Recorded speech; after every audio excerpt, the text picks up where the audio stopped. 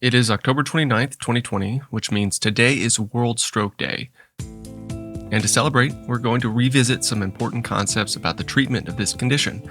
As you are aware, aspirin is a mainstay of secondary stroke prevention, along with blood pressure and glycemic control, a healthy diet, exercise in moderation, and so on. But aspirin is not the only antithrombotic on the market that's effective at preventing recurrent cardio or cerebrovascular events. For many years, Clopidogrel has been a major competitor to aspirin, a once-daily P2Y12 inhibitor.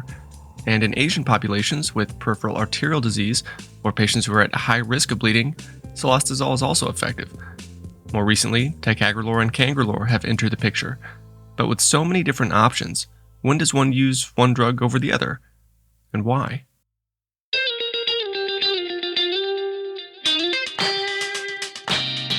Welcome back to Brainwaves, a podcast about neurology and medicine and all the fascinating science and history that come with it. Today on our program, we are returning to a show that we originally aired in 2017 about the debate between aspirin and clopidogrel, or Plavix. But seeing as it's been more than 3 years since that original show was produced, there are quite a few updates for you. Results from TARDIS, Augustus, Prince, and other clinical trials and observational studies are now added to the mix. We'll highlight some of these findings which have absolutely impacted my own clinical practice since 2017. So when you get a moment, I'd recommend that you look these up on your own time. I'm your host, Jim Sigler. Stay with us. One of the major take-home points for the show is to know whether you're treating an acute patient with stroke or a patient who's had a remote stroke. Acute stroke is associated with a much higher risk of early recurrence and a higher risk of hemorrhagic transformation with antithrombotic therapy. So it's not surprising that the evidence for antiplatelet agents is different, kind of based on the timing of the stroke. Aspirin is the main agent we're talking about when it comes to acute stroke, and let's start with its mechanism. As you probably know, aspirin is an irreversible cyclooxygenase inhibitor. Platelets use cyclooxygenase to make endoperoxides, and ultimately thromboxane A2, which stimulates platelet activation and aggregation. By inactivating the cyclooxygenase, aspirin effectively eliminates this mechanism of action for the entire lifespan of the platelets, about 7 to 10 days. As far as use in stroke goes, 300 milligrams of aspirin or more has level 1 evidence to support its use in the first 24 hours of acute stroke, as long as patients haven't received IVTPA. Then you'll have to wait at least 24 hours to reduce the risk of bleeding. So where does this evidence come from?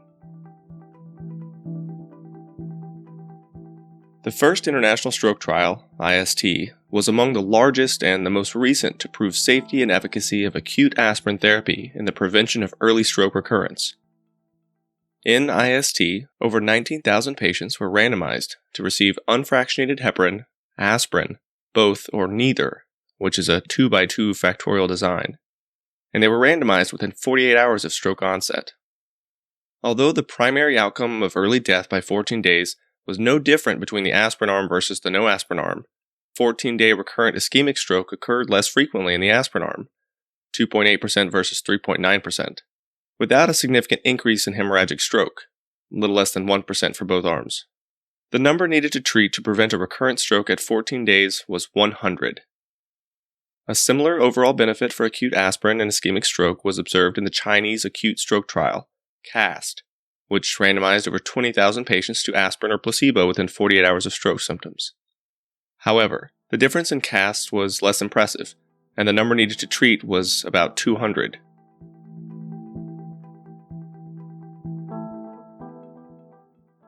Moving on to clopidogrel as an acute therapy in ischemic stroke. As you know, the mechanism of clopidogrel is unique from aspirin. Clopidogrel acts by antagonizing the ADP receptors, which prevents platelet aggregation. Now the question is there evidence for acute clopidogrel use in stroke? The simple answer is no, but if you read the AHA guidelines, I do reference an observational study of 20 patients who received early loading of clopidogrel and it seemed to be safe. But this was only in 20 patients.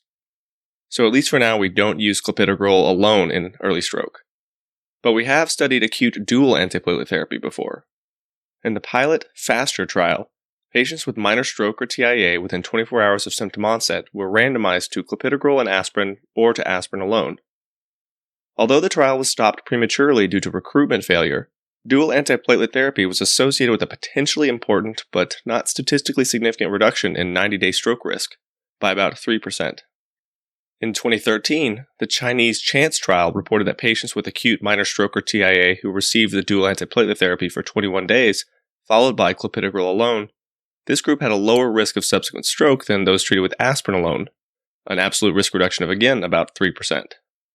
So it seems that, together, aspirin and clopidogrel may be effective in tandem for minor stroke or TIA, at least during the first few weeks after the event when the risk of recurrence is the greatest. Dual antiplatelet therapy also has a role in acute symptomatic intracranial atherosclerotic disease. Given the extremely high risk of stroke recurrence in patients who suffer from this, there are several trials to talk about. The first one, COMPRESS, combination of clopidogrel and aspirin for the prevention of recurrence in acute atherothrombotic stroke study, COMPRESS, found no benefit of dual therapy over aspirin in the prevention of recurrent strokes or new ischemic lesions at 30 days in patients who had presumed large artery athero. But there's a twist here. Although the number of new strokes or recurrent ischemic lesions was about 36% in both groups, 94% of those lesions were asymptomatic, just identified on imaging. And the thresholds for what met criteria for stenosis aren't what we traditionally use. COMPRESS investigators considered a cutoff of 30% carotid stenosis to be sufficient, whereas we typically use 50 to 70%. And intracranial stenosis was determined by the treating physician without any central adjudication. As in COMPRESS, CHANCE investigators found that patients with stroke due to intracranial athero did not have a lower risk of recurrent infarct when treated with combination therapy. So you're probably asking yourself, why do we see patients being treated with dual antiplatelet therapy for symptomatic intracranial athero? It's basically because of the SAMPRAS trial. Before SAMPRAS, we knew that the rate of recurrent stroke due to intracranial athero could be about 19% by 1.5 years according to the WASID trial, or even as high as 30% by 3.5 years among any patient treated with aspirin. So if even you're taking aspirin and you have this high a risk of recurrent stroke, why couldn't we just stent the intracranial vessel? Well, that's what we did in SAMPRAS. In SAMPRAS, nearly 500 patients were randomized to maximal medical therapy, meaning aspirin plus clopidogrel, plus statin, plus blood pressure control, and so on, or maximal medical therapy and stenting. For better or worse, and perhaps surprisingly, stenting was actually associated with a significantly higher rate of recurrent stroke among all patients. By 30 days, 14.7% of stented patients had a recurrent stroke or died, whereas only 5.8% of those assigned to medical management had a stroke or died. By 2.5 years, the risk of recurrence remained lower in the medical arm at about 15%. So if you compare apples to oranges, the recurrent stroke rates between different trials like the WASID trial versus the SAMPRAS trial, intracranial athero is associated with a 15% 2.5-year risk of recurrent stroke if you treat with aspirin and clopidogrel. Or if you just use aspirin, that risk is 19% at 1.5 years, or 30% at 3 years. Either way, the risk is greater in aspirin alone. I know we can't legitimately make these comparisons. The trials are just too different and probably has to do with the potency of the newer high-dose statins and the effect of blood pressure control and adequate follow-up. But even so, nobody's going to conduct a clinical trial comparing aspirin to dual therapy for intracranial athero anymore. We simply lack the clinical equipoise. Moving on to the chronic management of patients with stroke, a lot of other agents come into play, but we're going to stick with aspirin and clopidogrel for now. Beginning with the antiplatelet trialist collaboration from 1994, 287 randomized trials of antiplatelet agents for the primary and secondary prevention of vascular events were evaluated. Aspirin was the most common antiplatelet agent. Among patients from that cohort who had an acute stroke, 40,000 patients, antiplatelet use was associated with an absolute risk reduction of about 1% for MI, recurrent stroke, or vascular death when compared to placebo. This effect was observed over an average of about half a year. The number needed to treat was about 100, similar to IST for acute aspirin use in stroke. However, among patients who had a prior stroke or TIA, 23,000 patients who received long-term antiplatelet therapy, that number needed to treat fell to about 30 over 2.5 years. So, more improvement with aspirin over time. Clopidogrel was compared to aspirin for the prevention of recurrent ischemic events in the 1996 Chatri trial, Clopidogrel versus aspirin for the prevention of recurrent ischemic events. Chatri randomized patients with a recent stroke, MI, or symptomatic peripheral arterial disease to clopidogrel 75 mg daily or aspirin, with the primary outcome being a composite of recurrent ischemic stroke, myocardial infarction, or vascular death. Clopidogrel slightly but significantly reduced the risk of the composite outcome compared to aspirin by about 0.5%. The number needed to treat to prevent stroke, MI, or vascular death in this cohort was 200 when you're treating with clopidogrel over aspirin. Interestingly, in a subgroup analysis of the Chatri database, if you selected only the patients who had a prior ischemic stroke or MI, the number needed to treat to prevent the composite vascular endpoint was now 29. Over the 3-year study period, there was a relative risk reduction of 15% for recurrent stroke, MI, or vascular death in patients who were randomized to clopidogrel over aspirin. So if you break it down, and we're going to compare apples to oranges here again, aspirin versus nothing in patients with stroke, the number needed to treat is about 30. But clopidogrel versus aspirin in patients with stroke or MI, the number needed to treat is also 30. And this is for patients who are on clopidogrel over aspirin. Victory for clopidogrel.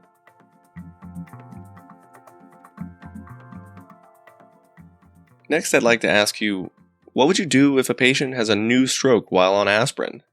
Or while on clopidogrel? Do you consider those like an aspirin or clopidogrel treatment failure? Would you switch the patient between antiplatelets at that point? Maybe consider something else like Agrinox or Cilostazol that we haven't even talked about? What about anticoagulating them?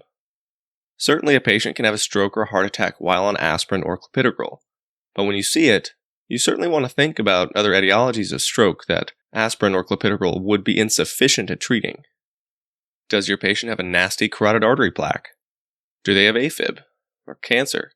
Or maybe they've got something more unusual like vasculitis or RCVS. If your workup is unrevealing, then maybe switching from aspirin to clopidogrel is reasonable, as long as the patient can afford it and you trust them to pay for it and take it every day. You know clopidogrel is a little more effective than aspirin for secondary stroke prevention, but would you switch clopidogrel to aspirin in a patient with a breakthrough stroke? And personally, I don't know if I would. There is a known phenomenon of clopidogrel resistance in patients who are rapid metabolizers. This is seen in maybe 5 to 30% of stroke patients who receive clopidogrel. I'm going to interrupt myself here. In 2017, I talked about testing for clopidogrel resistance in patients, and even though it's only been 3.5 years since this original episode aired, what I said then is now outdated.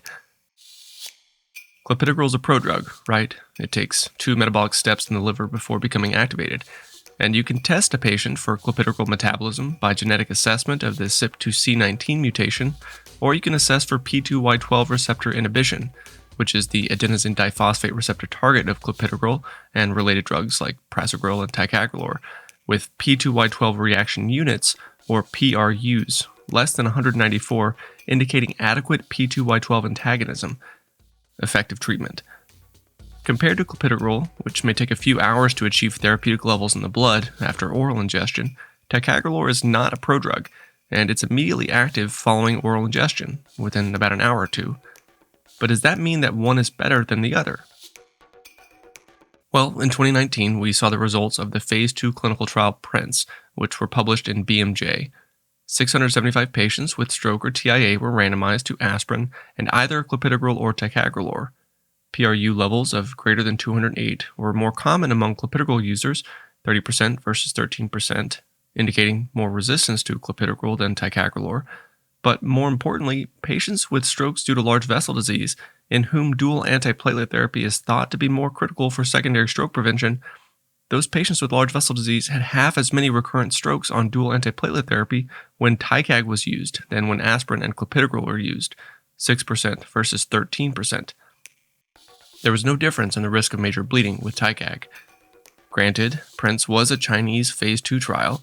In Western populations, such as the Sweetheart Registry, ticagrelor remains associated with a higher risk of bleeding, particularly in the elderly population, and we can't forget about the 5% risk of significant bronchospasm and the inconvenience of twice-daily dosing in ticagrelor versus clopidogrel, so we still do need more data.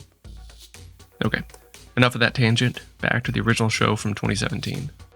The next question you should be asking yourself is there a role for chronic dual antiplatelet therapy in patients with prior stroke? If acute dual therapy for 2 weeks to 3 months could be helpful, could it be helpful over the longer term? The answer for your average patient is no. In the MATCH trial, over 7,000 patients with a recent ischemic stroke or TIA were randomized to receive clopidogrel monotherapy or the combination therapy. There was no difference in the composite endpoint of stroke, MI, vascular death, or rehospitalization for a vascular event. But there was a significant increase in the life-threatening bleeding events, 3% versus 1%. Similarly, in the KARISMA trial, over 15,000 patients at high risk of primary or recurrent vascular events, including stroke. These patients were randomized to aspirin and clopidogrel or aspirin alone. Again, no significant reduction in the composite endpoint between the treatment arms. So for now at least, dual antiplatelet therapy for your run-of-the-mill stroke is not part of the AHA guidelines.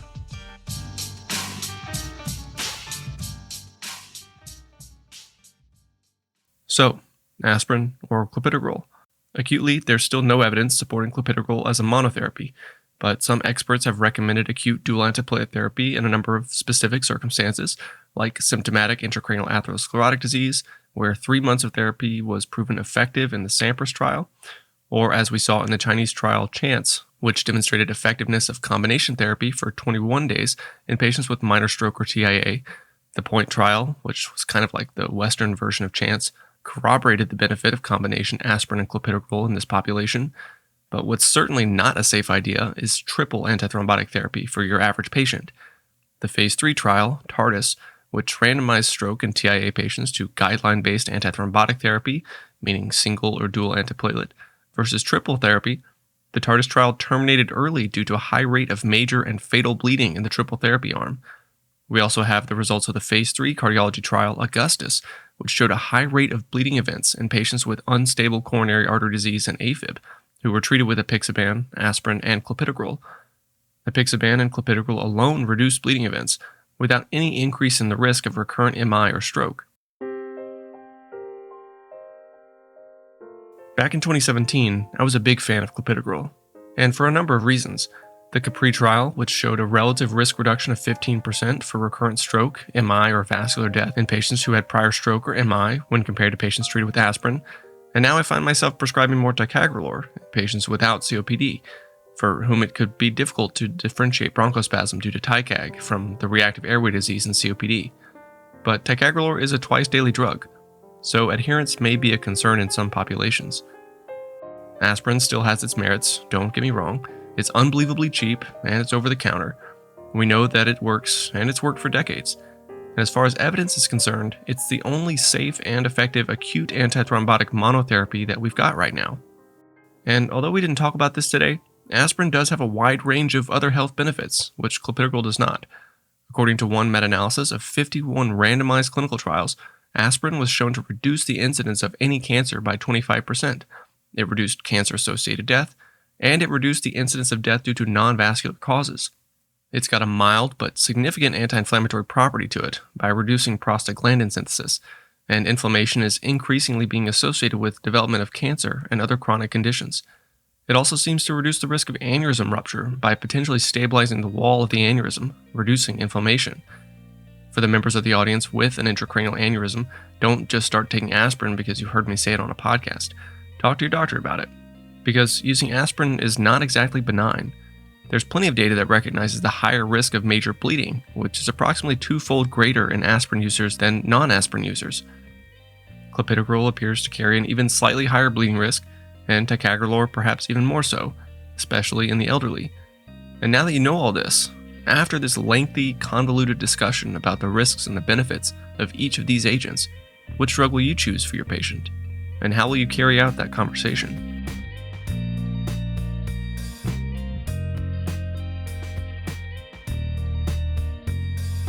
That's it for this week, and that's all I can stand to discuss on the aspirin clopidogrel debate.